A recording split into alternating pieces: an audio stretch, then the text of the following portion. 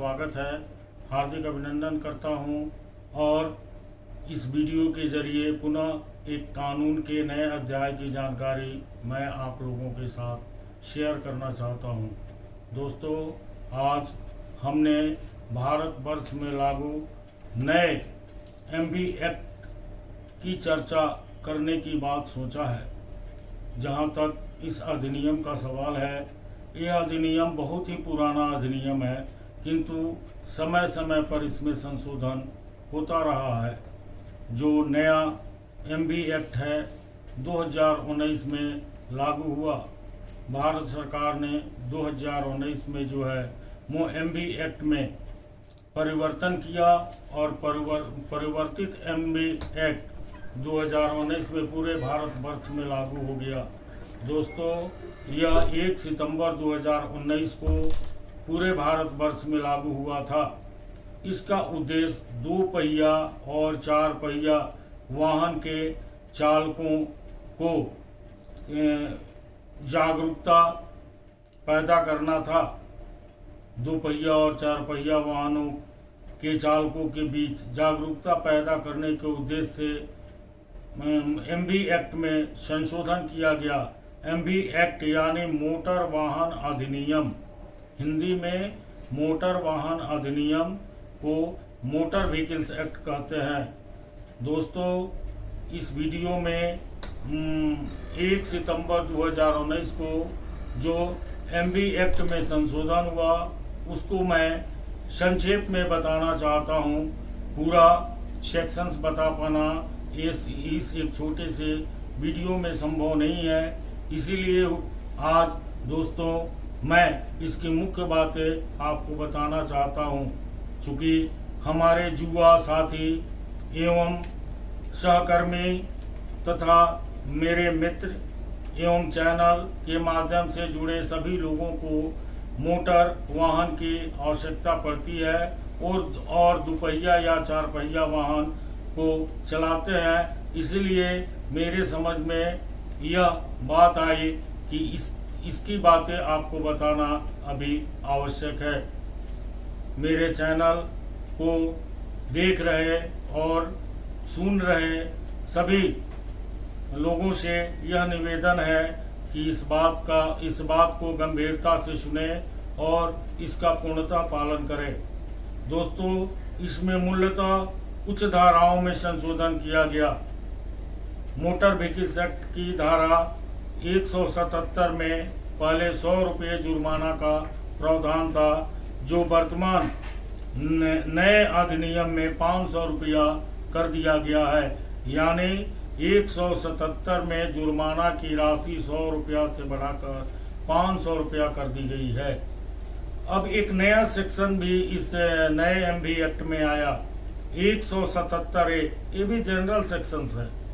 इसमें जो भी 100 रुपया जुर्माना का जो प्रावधान था उसको बढ़ाकर जो है 500 रुपया जुर्माना कर दिया गया और ये सेक्शन नया हुआ।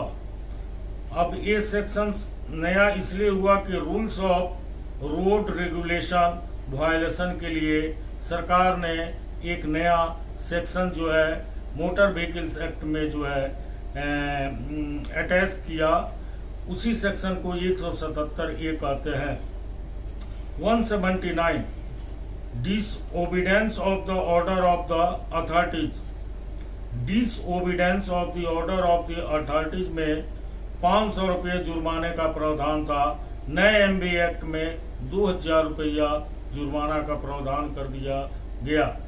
अब दोस्तों एक सेक्शन 180 की चर्चा करेंगे। Unauthorized use of vehicle without license. Unauthorized of the vehicle without license के लिए पहले 1000 रुपया जुर्माना का प्रावधान था, जिसको बढ़ाकर जुर्माना की राशि 5000 रुपया कर दिया गया है। दोस्तों, एक और सेक्शन 181, इसको जानने की जिज्ञासा सब में रहती है। Driving without license. काफ़ी अहम सवाल है ये समाज का कि ड्राइविंग विदाउट लाइसेंस, यही ये सेक्शन 181 है। इसमें पूर्व के अधिनियम में 500 रुपया जुर्माना था, जिसको बढ़ाकर नए अधिनियम में 5000 रुपया कर दिया गया है।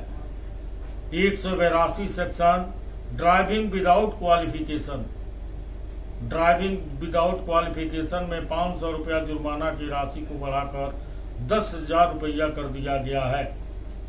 सेक्शन 192 बी, ये सेक्शंस ओवर साइज्ड व्हीकल्स के लिए है। ये जनरल व्हीकल्स पर लाई नहीं करता है और ये नया सेक्शन बिल्कुल लाया गया नए एमवी एक्ट में परिवर्तन के साथ ही, जिसमें जुर्माना की राशि 5,000 रुपया फिक्स की गई है। 183 ओवर स्पीडिंग पर पूर्व के सेक्शन में 400 रुपया का जुर्माना था, जिसको बढ़ाकर 1,000 रुपया किया गया है। वैसे लोगों के लिए जिनको LMV का लाइसेंस है और मीडियम व्हीकल्स वाले लोगों के लिए इसकी जुर्माना राशि 2,000 रुपये निर्धारित की गई है। अब दोस्तों एक और चीज पर हम आपका ध्यान आकृष्ट करना चाहते हैं। एक महत्वपूर्ण पहलू आता है स्पीडिंग और रेसिंग। स्पीडिंग और रेसिंग पर क्या जुर्माना है, इसको भी जानना बेहद जरूरी है। और दोस्तों इसमें जुर्माना की राशि 500 से बढ़ाकर 5,000 रुपये कर दी गई है और यह सेक्शन 189A है। अब एक और प्रश्न आता है कि 194C महत्वपूर्ण चीज है, ये भी ड्राइविंग के लिए इसका हमको सर्वदा ध्यान रखना चाहिए। ओवरलोडिंग ऑफ टू व्हीलर्स पर ओवरलोडिंग की स्थिति में क्या जुर्माना राशि होगी। पूर्व के अधिनियम के अनुसार जुर्माना राशि 100 रुपया था, जिसको बढ़ाकर नए एमवी एक्ट में 2,000 रुपया कर दिया गया है। और सबसे महत्वपूर्ण बात है, इसके लिए 3 महीना के लिए डिस्क्वालीफाइड कर दिया जाता है आपको व्हीकल चलाने के लिए। इसलिए हमको सर्वदा टू व्हीलर्स पर भी ओवरलोडिंग का ध्यान देना चाहिए। जहां तक सेक्शन 194E का प्रश्न है, इसकी आवश्यकता बहुत ही कम पड़ती है, क्योंकि not providing way for emergency vehicles है और ये नया सेक्शन जो है नए एमवी एक्ट में जो है लाया गया है। 196 ड्राइविंग विदाउट लाइसेंस। दोस्तों एक महत्वपूर्ण समस्या, हम वाहन चलाते समय इस चीज को जरूर जानना चाहते हैं कि अगर हमारे पास ड्राइविंग नहीं है और वैसी स्थिति में हम क्या करेंगे कि हमारे पास इंश्योरेंस नहीं है, गाड़ी का इंश्योरेंस फेल है, तो 196 सेक्शंस का इसमें प्रोविजन किया गया। पहले इसमें 1,000 रुपये का फाइन का प्रावधान था, जो वर्तमान में 2,000 रुपया कर दिया गया है। एक और चीज महत्वपूर्ण होता है, जब हम 4 पहिया वाहन चलाते हैं तो हमको निश्चित रूप से सीट बेल्ट का प्रयोग करना चाहिए। ये दो स्थिति के लिए जो है अति आवश्यक होता है। आज की जितनी भी गाड़ियां होती है उस सब में जो है बैलून का सिस्टम लगा रहता है।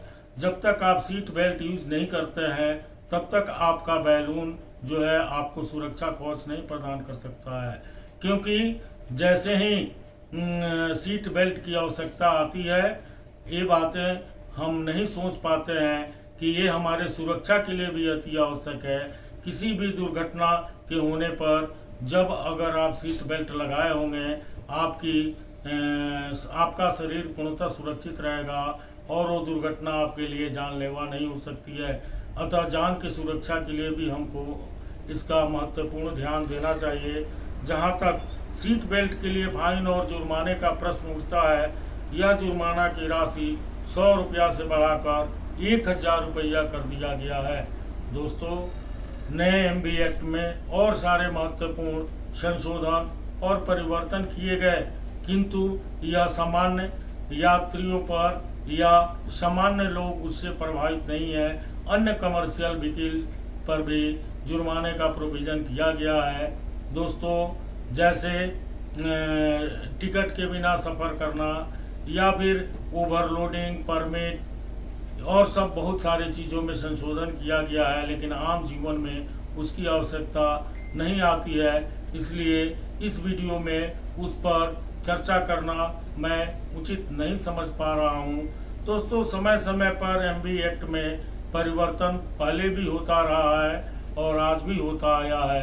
न्यायालय के द्वारा भी कुछ धाराओं में संशोधन किया जाता है और सुविधाएं प्रदान की जाती है। जैसे न्यायालय के निर्णय को इस संबंध में भी देखा जा सकता है कि न्यायालय ने ऐसा कई निर्णय दिया है जिससे मोटर वाहन अधिनियम में हमको सहायता प्राप्त हुई है। जैसे हेलमेट लगाने के संबंध में माननीय न्यायालय ने यह स्पष्ट कर दिया कि स्टेट हाईवे या नेशनल हाईवे पर ही इसका उपयोग करना आवश्यक होगा।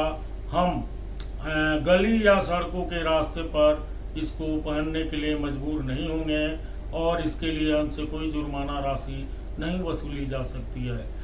साथ ही साथ दोस्तों, समय समय पर अन्य सरकारें भी इसमें कुछ अपना संशोधन करती है। जैसे वर्तमान में बिहार सरकार ने अब कुछ संशोधन किया है। अगर सड़क दुर्घटना में किसी व्यक्ति की मृत्यु हो जाती है तो उसे मुआवजे की राशि प्रदान की जाती है। अगर गंभीर रूप से जख्मी हो जाता है तब भी उसे मुआवजे की राशि प्रदान की जाती है। इसके लिए समय समय पर हमको कानून की बातों पर विवेचना करने की आवश्यकता आ पड़ती है। मूलतः जो मुख्य बातें हैं उस पर मैंने आपका ध्यान आकृष्ट किया कि अगर आप इतनी चीज़ों का ध्यान रखेंगे तो आपकी यात्रा सुरक्षित होगी, आप कहीं भी परेशान नहीं होंगे, कहीं भी अननेसेसरी आपको कोई बाधा उत्पन्न नहीं होगी। दोस्तों, यह वीडियो मेरा कैसा लगा? अगर आपको अच्छा लगा हो तो इसको सब्सक्राइब करना और लाइक करना नहीं भूलिएगा।